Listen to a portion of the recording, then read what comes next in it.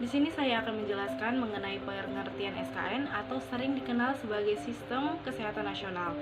Jadi, SKN atau Sistem Kesehatan Nasional adalah sebuah pengelolaan kesehatan yang diselenggarakan oleh semua komponen bangsa Indonesia yang secara terpadu dan saling mendukung guna menjamin tercapainya derajat kesehatan masyarakat yang setinggi-tingginya.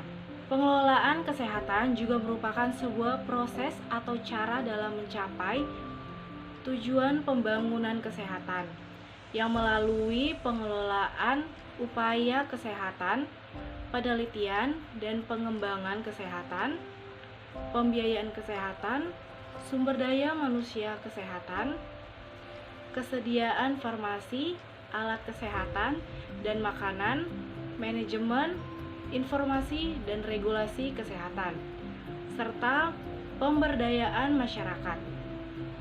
Yang kedua, mengenai dasar hukum dari sistem kesehatan nasional. Pada sistem kesehatan nasional memiliki sebuah aturan yang diatur atas dasar hukum. Yang pertama, pada Undang-Undang Nomor 17 Tahun 2007 tentang Rencana Pembangunan Jangka Panjang Nasional tahun 2005 sampai 2025. Saya Jan Patrizia akan melanjutkan pemaparan materi dari Saudari Elma Novita Indonesiani. Yang akan saya bahas pada kesempatan kali ini adalah maksud dan tujuan dari Sistem Kesehatan Nasional itu tersendiri. Adapun maksud dari Sistem Kesehatan Nasional untuk menyesuaikan Sistem Kesehatan Nasional pada tahun 2009 dengan berbagai perubahan dan tantangan yang datang baik secara eksternal maupun internal agar dapat dipergunakan sebagai pedoman dalam pengelolaan kesehatan baik oleh pemerintah pusat, pemerintah daerah, dan ataupun masyarakat yang termasuk badan hukum, badan usaha, dan lembaga swasta. Adapun tujuan dari Sistem Kesehatan Nasional ini yang pertama adalah pembangunan kesehatan dalam rangka pemenuhan hak asasi manusia. Yang kedua adalah memperjelas penyelenggaraan pembangunan kesehatan yang sesuai dengan visi dan misi rencana pembangunan jangka panjang di bidang kesehatan pada tahun 2005 sampai dengan tahun 2025. Yang ketiga adalah memantapkan kemitraan dan kepemimpinan yang transformatif. Yang keempat adalah melaksanakan pemerataan upaya kesehatan yang terjangkau dan bermutu di wilayah Indonesia. Yang kelima adalah meningkatkan investasi kesehatan untuk keberhasilan pembangunan nasional, baik secara ekonomi maupun kesehatan. Selanjutnya, saya akan membahas mengenai landasan sistem kesehatan nasional. Landasan sistem kesehatan nasional meliputi 3 macam. Yang pertama adalah landasan ideal, yang kedua adalah landasan konstitusional, dan yang ketiga adalah landasan operasional. Landasan ideal di sini adalah landasan yang kiranya sebagai dasar acuan dalam menjalankan sistem kesehatan nasional. Nah, dasar dari landasan ideal ini yaitu Pancasila. Dan selanjutnya adalah landasan konstitusional. Landasan konstitusional pada SKN ini yaitu Undang-Undang Dasar Negara Republik Indonesia pada tahun 1945. Yang pertama adalah pasal 28A, pasal 28B ayat 2, pasal 28C ayat 1, pasal 28H ayat 1 dan pasal 28H ayat 3. Selanjutnya adalah landasan operasional. Nah, landasan operasional di sini meliputi Undang-Undang Nomor 36 Tahun 2009 yang mengenai kesehatan dan ketentuan peraturan pengembangan lainnya yang berkaitan dengan penyelenggaraan SKN dan pembangunan kesehatan yang akan dijalankan oleh pemerintah. Itu saja yang bisa saya sampaikan. Selanjutnya akan dilanjutkan oleh pemateri ketiga. Assalamualaikum warahmatullahi wabarakatuh. Saya Muhammad Ilham Saputra akan melanjutkan materi 8 dan 9, upaya perkembangan perubahan pemerintah terhadap sistem kesehatan nasional. akses rumah tangga yang dapat menjangkau fasilitas pelayanan kesehatan di bawah 30 menit sebesar 90,7% dan akses rumah tangga yang berada kurang lebih dari 5 km dari fasilitas pelayanan kesehatan sebesar 94,1%. Peningkatan jumlah pusat kesehatan masyarakat atau puskesmas ditandai dengan peningkatan rasio puskesmas dari 3,46 per 100 ribu penduduk pada tahun 2003 menjadi 3,65 per 100 ribu pada tahun 2007. Pemanfaatan fasilitas pelayanan kesehatan oleh penduduk meningkat dari 15,1% pada tahun 1996 menjadi 33,7% pada tahun 2006. Kunjungan baru atau kontak rate ke fasilitas pelayanan kesehatan meningkat dari 34,4% pada tahun 2005 menjadi 41,8% pada tahun 2007. Jumlah masyarakat yang mencari pengobatan sendiri sebesar 45% dan yang tidak berobat sama sekali sebesar 13,3%. Secara keseluruhan, kesehatan ibu membaik dengan turunnya angka kematian ibu.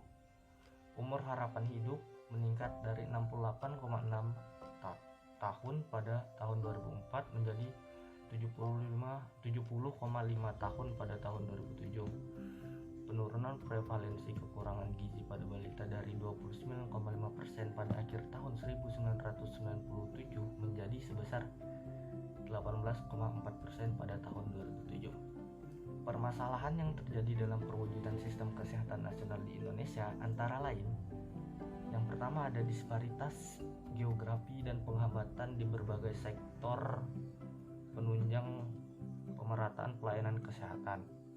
Yang kedua, akses rumah tangga yang dapat menjangkau fasilitas pelayanan kesehatan dan jumlah fasilitas pelayanan kesehatan pada daerah terpencil, tertinggal, perbatasan, dan pulau-pulau kecil terdepan dan terluar masih rendah. Yang ketiga, masih tingginya disparitas sumber daya alam di berbagai wilayah Indonesia.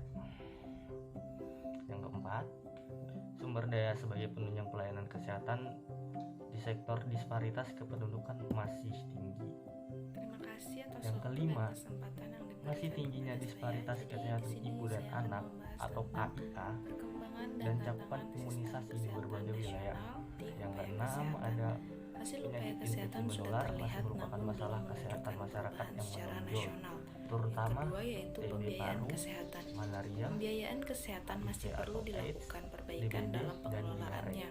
Kemudian sumber daya Ketujuh, manusia penyakit yang kesehatan. kurang mendapat perhatian Sumber daya atau manusia kesehatan masih sangat jauh dari yang seharusnya. neglected Ini merupakan aspek yang paling penting antara lain untuk diperbaiki dari segi mutu. filariasis, Kemudian yang kusta, terakhir yaitu pemberdayaan kurang masyarakat dan perubahan cenderung meningkat lingkungan kembali serta strategis. penyakit pes yang Pembahasan masih selanjutnya terdapat di yaitu berbagai keterkaitan pandemi daerah. COVID dalam perubahan sistem kesehatan Hasil nasional. riset Pandemi Pandemi hasil COVID riset menjadi kesehatan tantangan bagi dasar sistem atau kesehatan di Riskes seluruh tahun dunia, 2007 tidak menunjukkan adanya terkecuali di peningkatan Indonesia. kasus penyakit Di tidak Indonesia, menular, kebutuhan antara akan lain perawatan naik sangat penyakit pesat dengan adanya kardiovaskuler COVID dan ini. kanker Semakin darah diperparah itu lagi dengan rasa takut, menjadikan Indonesia mempunyai misinformasi, beban ganda serta atau pembatasan global gerak burden. orang hingga berdampak pada pemberian layanan Sekian kesehatan. materi yang dapat saya sampaikan. Indonesia Kurang sangat lebihnya saya membutuhkan mohon maaf. sistem kesehatan yang kuat dan Wabillahi optimal taufiq untuk wal menyesuaikan hidayah. dengan kondisi Assalamualaikum seperti ini. warahmatullahi wabarakatuh. Pada 14 Agustus 2020, Presiden Jokowi yang meminta bawahannya untuk reformasi fundamental di sektor kesehatan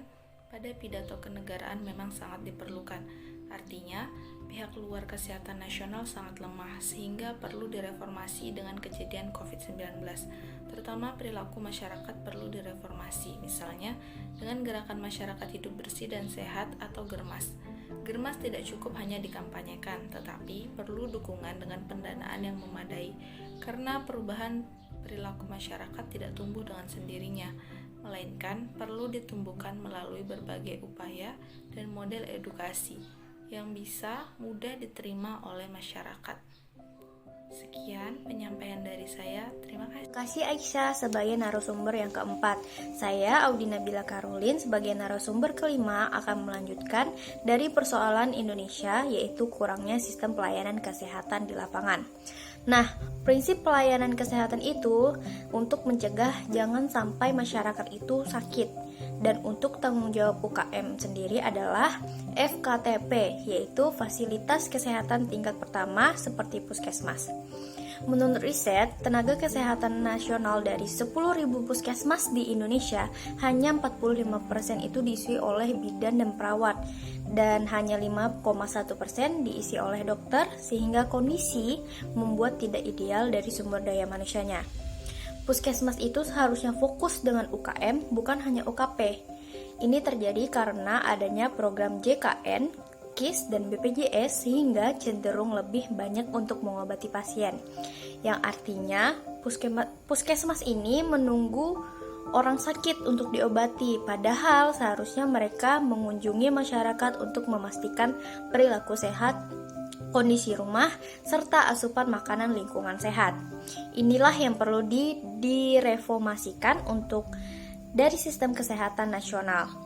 Baik teman-teman, dari pembahasan yang sudah disampaikan oleh semua narasumber dapat disimpulkan bahwa kepemimpinan bagi institusi itu sangat penting. Contohnya saja dalam sistem kesehatan nasional, dan dari permasalahan yang ada menjadi tantangan bagi kepemimpinan karena perkembangannya sistem kesehatan yang ada, sehingga untuk mewujudkan tujuan awal kepemimpinan harus mantapkan strateginya. Demikian penjelasan dari kami, kurang lebihnya mohon maaf karena semua yang kami paparkan adalah sesuai dengan pemahaman dan hasil diskusi kami, dan terima kasih.